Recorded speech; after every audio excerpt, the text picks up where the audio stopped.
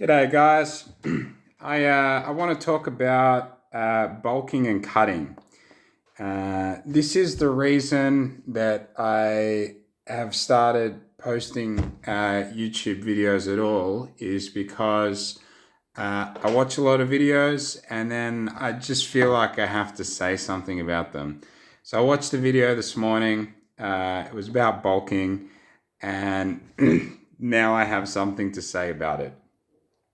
So I think that this is just one of those topics that is absolutely red hot. There are so many different takes on it. There is so much confusion on it, and it really needs straightening out.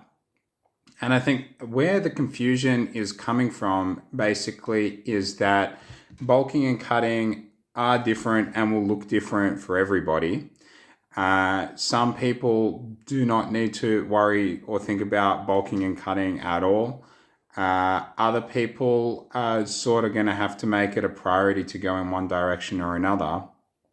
And I think it really depends on depends on our personal histories and our relationship with food.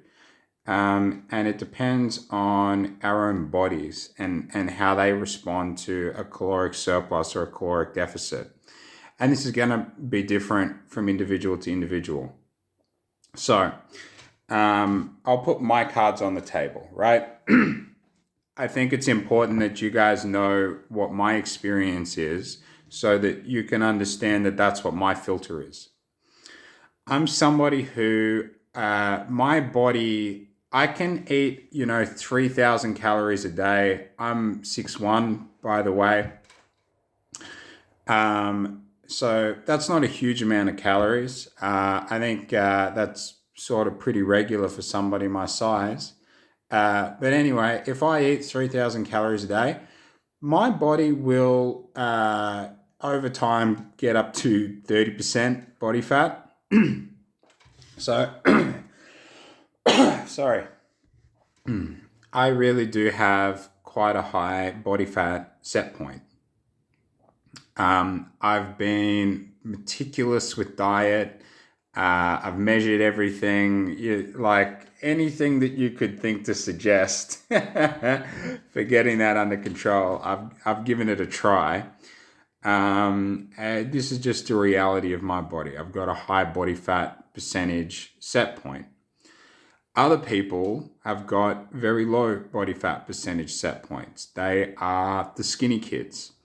And I think that, one of the things about bodybuilding is that it's an attractor for people who basically were not happy with their body during high school. So if we're being brutally honest about it. So for me, that runs in a particular direction, right? I've always struggled to lose weight. Other people have really struggled to gain weight. I've got a good friend who has always struggled to gain weight. We were training together for a while there. And I had the bug in my head. I kept pushing him to be like, yeah, man, you need to bulk up. You got to pack those calories in, man. Make sure that you eat plenty of food, which is easy to digest, just get it in. And he got to the point with that I think a lot of people get to with it, which is that he lost interest in food. He was like, this is not enjoyable to me. Foods that I used to enjoy eating, I no longer enjoy eating. Basically, this whole thing sucks. And for him, as soon as he takes his foot off the gas, his weight just comes straight back down. So that's his body type, right? So when you're on YouTube and you're listening to the advice that other people are giving you about bulking or cutting, it's always informed by their own experience. For people who are coaches, it's also informed by the experience that they've had with their clients. But we should be aware that bodybuilding attracts people from a couple of different extremes, and there is a pretty high dropout rate. So the experience of coaches is not necessarily going to be reflective of the experience of people in the general population. All right. So, having said that, I do want to make a couple of notes about bulking and cutting, which I think are basically psychological advice, if this is something that you decide that you want to undertake. By the way, I think that for the people with a high body fat percentage set point, bulking and cutting is not really the right mental framework for how we're going to make progress. I was really fixated for a very long time on my diet. That is where I put all of my mental energy into. And I tried different versions of bulking and cutting. When I cut, I would lose weight. When I bulked, I would gain weight. But I wasn't making progress with my physique. So when I would bulk, I would just gain fat. It wasn't really, and it's not like I was wolfing down pizzas either, right? Like a bulk for me we're talking 3,000 calories a day. It's not a huge quantity of food. I just pack on weight. I just pack on fat so quickly, right? So it doesn't work for me.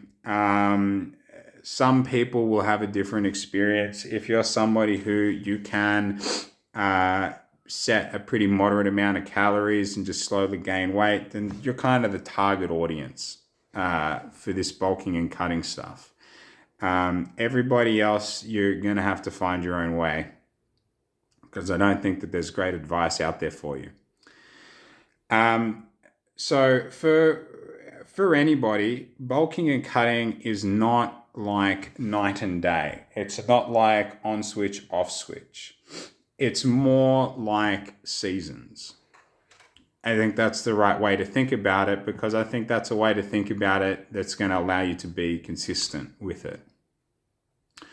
So when you decide that it's time to do a bulk or it's time to do a cut, you need to think about that as being like spring or autumn, right? It's a transition period where you go from whatever your current habits are and slowly transition to what your future habits are going to be.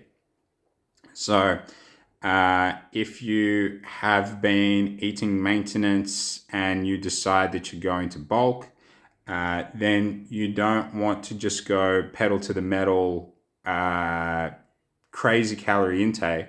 Your body's not going to like it. Your digestive system needs time to adapt, right? Your stomach needs to grow to handle all of the food.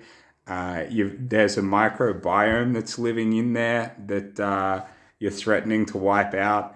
You just have to take that stuff very slowly to give yourself time to adjust. As you increase calories, your appetite slowly will increase. You just want to make sure that you're doing that in a way that's measured and sustainable. Now, this is something that happens for me whenever I start to increase my calories. My appetite goes crazy. I get so hungry very quickly, and it's really hard to basically to keep things moderate during that period. It's something to be aware of. You really, I think, should have a solid plan, not only for what are things going to look like while you're during the bulk or while you're during the cut, but how you're going to manage the transition. So same thing, if you've been bulking or if you've been eating maintenance and you decide that you're going to lower your calories, your first response again is going to be big increase in appetite. Seems to be that if you push up or you push down, either way you get hungry, right? So whenever you disrupt that equilibrium, you kind of need a plan to manage that. So maybe this is a period where you make sure that you've done your meal prep. or that you've got, a really solid selection of foods that you're going to be eating during that period, this is sort of a time for some more rules and some more structures during this transition period. Okay, so eventually you get through spring, or you get through autumn, and you're getting close to whatever your calorie target is for that bulk or that cut.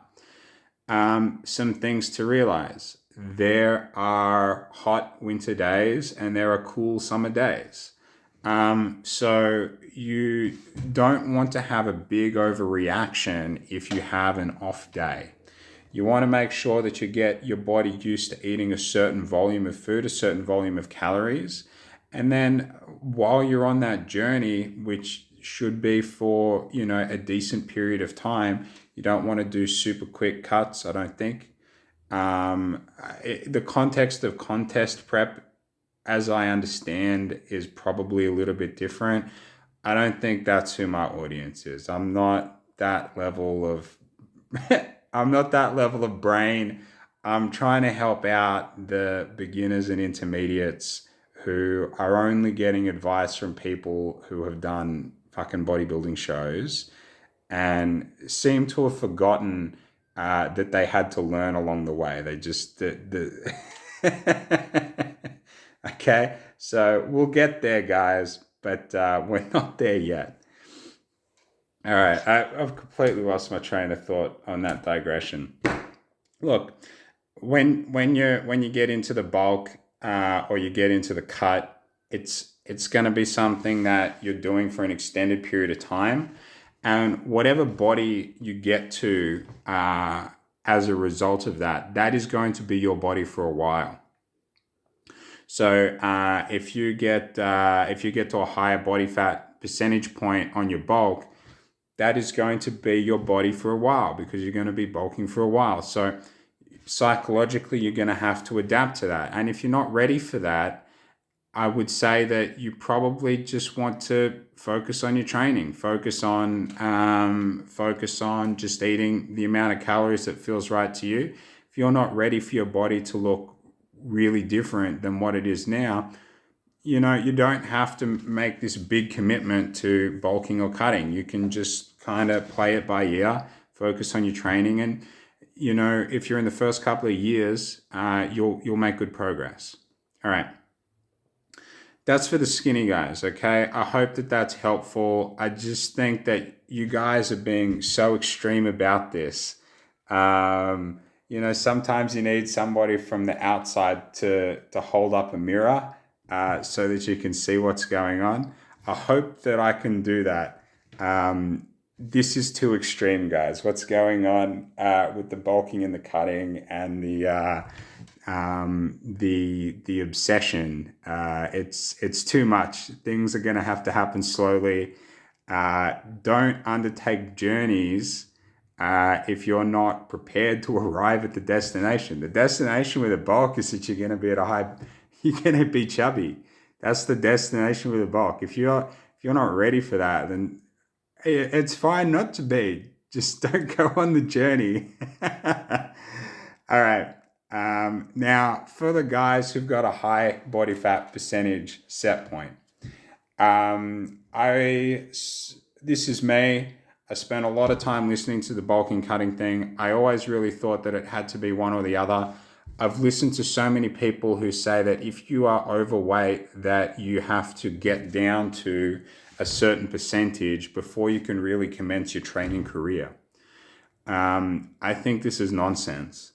If you're overweight, you have to kind of assess it, right? Are you overweight to the point that it's going to be causing health issues for yourself? If so, you're probably going to want to make losing a weight more of a priority. If you're somebody who you would say that if you were being objective, that your weight, it's maybe making some contribution to your health, but you're basically healthy, but maybe you just still don't like the way that you look, right? But you're somewhere within your set point. So you know that if you start losing weight, it gets really difficult really quickly. And once you've lost weight, if you start to eat, you bounce straight back to your set point. This is me at the moment. My set point's really high. That's life. You don't want to, you're not going to make any progress if you're below your body's set point. Nothing is going to grow if you are below your body's set point. Now, the set point is a range. It's a range of weight, of body fat percentage that your body is comfortable with. And it can be, it can be decent. It can be, maybe there's a 6 kilo range that your body's comfortable with. And there's a lower end and there's an upper end. You have to be in that range to make progress. If you start pushing up, we're already big guys. All we're doing is going to be creating health issues for ourselves. If you start pushing down, then our body it just shuts down. The amount of calories that you need to eat in order to keep losing weight gets really, really low. Feel like crap, a lot of issues with it. The strategy for us is to not worry about it. The strategy for us is to focus. The thing that we want our diet to be is consistent and sustainable. So you want to be eating an amount of food where you're not hungry all the time. You want to be eating an amount of food where you're getting in all the nutrients that you need and that you've got satiety. By the way, I think that fiber is the absolute goat for satiety. It's if you've got satiety issues, getting more fiber into your diet will fix it. Okay. Once you're within your set point and you've basically worked out a diet for yourself that is maintainable, that's not maintenance, right? Because at changes, I don't think it's a useful concept. We're looking for maintainable. It means that you're not hungry all the time, that you've got energy, but that you're not blowing up or radically shrinking either. And then just focus on your training, man. Don't let all this talk about bulking and cutting get into your head. We've got enough weight that our bodies can grow muscle comfortably as long as we're within our set point. So recomp is our game. For the bigger guys out there, recomp is our game. And that is something that I wish I'd known a long time ago. I'd have been a lot further along now than what I am compared to spending all that time being fixated on diet. If you think that you have settled above your set point, if you think that you've been, chronically overeating because you've been using food not as fuel, you've been using food for comfort, that's basically how people blow up right past their set point, is that they've got anxious lives and they're using food for comfort. I might make another video about that sometime down the track. It's lifestyle change is kind of required in that instance. It's a bit of a different case than just the case of having a high set point. So there's a lot of nuance to it. And just calling it bulking and cutting, this and that, it's a bit frustrating to me. I think it just leads to confusion. Skinny guys, when you're talking about this stuff, just be clear who your target audience is, right? It's other skinny guys. And stop being so extreme about it, for Christ's sake.